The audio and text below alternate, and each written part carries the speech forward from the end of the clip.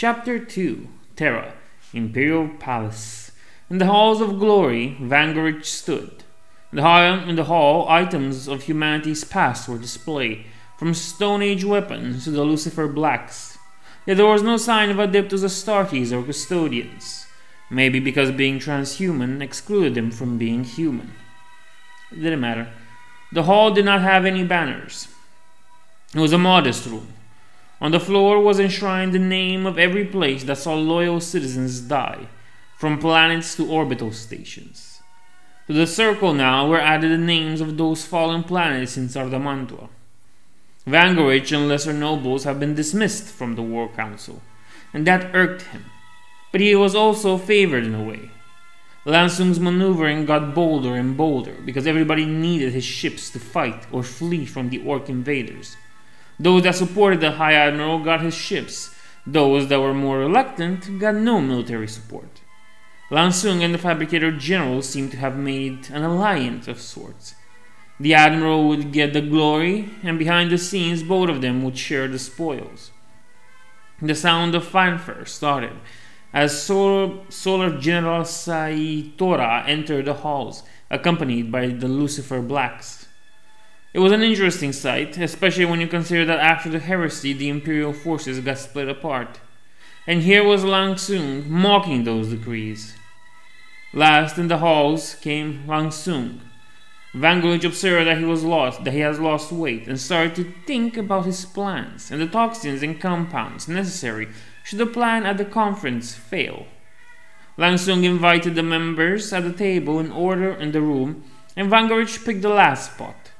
The Admiral did not sit at the head of the table, but between the Master of the Administratum and the Merchant Fleet. The Grand Master realized Lansung was elevating the position of those two above the Astra Militarum or Adeptus Arbiters. They had been fighting the Greenskins ever since the invasion began. The Inquisitor representative was missing, and that annoyed Vangorich. Missing were also her second-in-command and advisor. Since Beast killed the last second, she was getting cautious. Lansung started the proceedings. This was his war council, not anyone else's. He then gives a speech that almost makes Vangorich laugh. The Admiral criticized the Imperial fists falling in a subtle manner. Vangorich only half listened now, thinking about the politicking machinations that have made Lansung turn from making promises to raking action. The High Admiral continued his speech at one point, looking at Mesring, the Ecclesiarch. The Grand Master understood that clearly an alliance was made between the two. Lansung ended his speech. Vangorich thought over the speech again and realized he didn't say much besides the quoted promise to his allies. So he took the first step.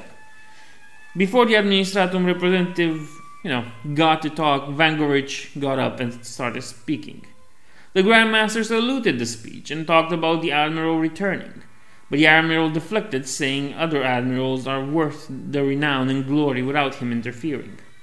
Vangorich's first step was too quick, but the assassin continued, lauding the Admiral and the Imperium's need for his great capabilities.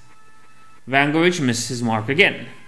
The Admiral smiled and said the commander would be one that has served under him for many years.